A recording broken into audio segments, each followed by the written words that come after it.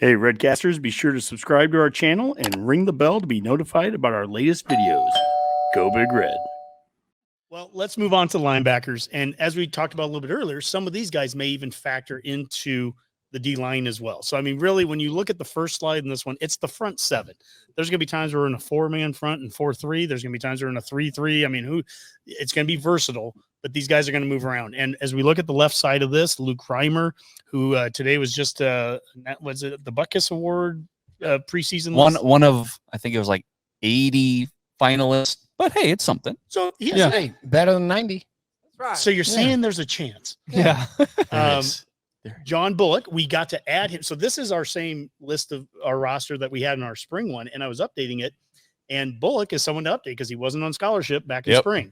So John Bullock, Omaha kid here, junior, 6 foot 220. Nick Henrich, junior, 6'3", 235. MJ Sherman, who had an outstanding spring game, junior, 6'3", 250. Definitely, I think, brings a different body type and different size there to it. Snodgrass, Garrett Snodgrass, we've had his dad on a couple times on the Redcast, junior, 6'3", 230.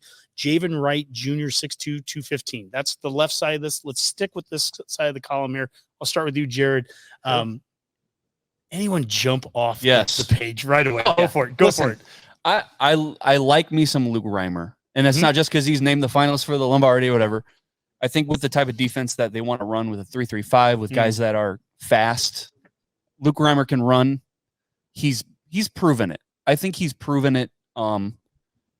He's a guy that I'm looking forward to watching. Like, is he gonna come off the edge and lay the wood on somebody? Is he gonna be a versatile kind of one end of the field to the other kind of guy? I think he has that kind of speed. Look, MJ Sherman, the dude's a walking soundbite. Right? Yeah. He said so many things, so many TikToks I've made with that guy, just saying something cool, and then I get 1,000 likes on it. Thanks, MJ. Yeah. And Nick Henrich, look, he's going to get a kind of a bad rap because he's not as fast. He's had his injuries. I respect the grind and the hustle that he's put in. I would love to see him succeed. He's a hometown guy. I need me some Luke Reimer, though, to step up and play big in this 3-3-5. Connor, I'm going to put you on the spot here. Who's the leader of this group? Okay, so again, I'm going to parrot Jared a little bit. I think Luke Reimer is the easy answer. But we've talked about a lot over the last couple of weeks that if there's one, like I mentioned earlier, we talk about dogs. If there's one dog I see in that group, that's MJ Sherman. Literally a Georgia Bulldog. Yeah, literally. Actually, corn dog. He's a Nebraska corn. He's a corn dog. He's a corn dog now, baby. Corn dog. But yeah, no, I see MJ Sherman's personality, just how he is on and off the field. I see him as a real leader. I got to rock with him. Kyle, what is Henrich's role then out of this bunch? If he's not not the leader, if he's not the stud, because he's going to play a lot. He's a starter. What's Henrich bring to this room? Like when I think of Reimer and Henrich, I think of like you guys are going to kill me. I think of like Iowa's linebackers. Oh, shut your mouth. Listen, hey. They develop players. They develop and they go to the pros. Hey, remember that time we beat Iowa? There it is. Yeah, that's the one. Yeah, I just think of Reimer and Henrich as being like the duo that we've known over the last couple years. MJ Sherman, though, like what you were saying, the dog of the defense, or at least the linebacker group. I think it's just going to be something where Luke Reimer and Nick Henrich are kind of like your go-to duo, and then MJ Sherman is just going to be out there just wreaking havoc. Everywhere. Everywhere. Yeah, middle, outside, inside. Yes. In the backfield, everywhere. Yes. Right? Kind of what we thought that O'Shawn would be on day one. That's what I'm hoping that we really see out of Sherman. We didn't see it out of O'Shawn until Bush became the coordinator. Yeah. And that's where you actually start.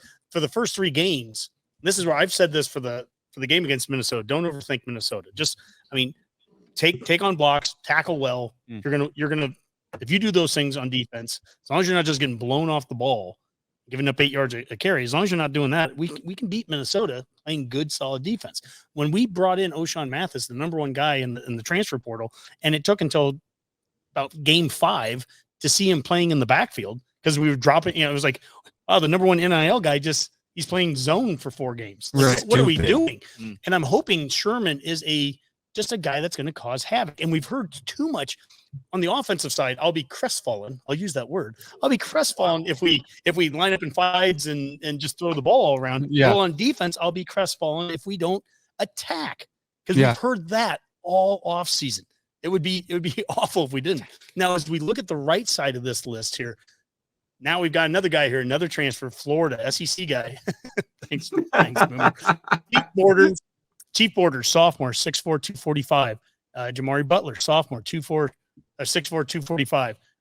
Micaiah Gabor, sophomore, 6'2", 230. Randolph Kapai, the sophomore, another South Dakota kid, 6'2", 210. Kane Williams came here as a defensive back. There he is. Moving up to a linebacker, maybe bring some speed to that room. Sophomore, 6'2", 215. Gage Stinger here from Omaha area. Millard South. Redshirt freshman, 6'2", 190. Maverick Noonan, too bad they had the injury with him. I always hate to see that. And then Dylan Rogers, freshman, 6'3", 235. Mike, I'll go to you here. Is there any – we know Borders and Butler. I think those guys are going to have roles, playing outside and everything and being rushers. Is there any of the real young guys I just mentioned? There's someone that you think is going to step up, play quite a bit this year? I don't know. I mean, I was kind of feeling a little bit of Maverick Noonan. I think being the legacy guy, I think he could have maybe cracked in the special teams role of some sort, but without him there, honestly, I really don't see anybody. I don't think these guys should have to play much. Once you go past the Chief Borders and Jamari Butler range there, you kind of hope you don't see those guys yet. That's the best way I'm going to describe those guys, I guess. Mm-hmm. Dave, do you feel pretty good overall with the depth there?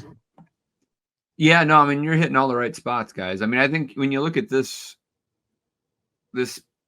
page in combination with the D line, it tells a little different picture, right? Because to your point about MJ Sherman, you throw Chief Borders and Butler in that same mix. 6'4", 245, 250. Those are big guys that could definitely be standing up at the line of scrimmage, right? So how they're deployed is critical here, but I think it gives your front seven a look that has a lot more depth than if you look at these individually, right? Yeah, I mean, besides that, I think, you're right. You probably don't want to see it. It feels like Randolph Kapai has been here forever. To your point about the COVID year, doesn't that feel like Randolph Kapai has been here for 4 years already? He's only a sophomore. Good grief. Yeah. I'm telling you, man, the COVID year has just screwed up. Listen, words don't mean anything. The NCAA doesn't mean anything. Waivers don't mean anything. Nothing means anything. Yeah. Anymore. Just saying.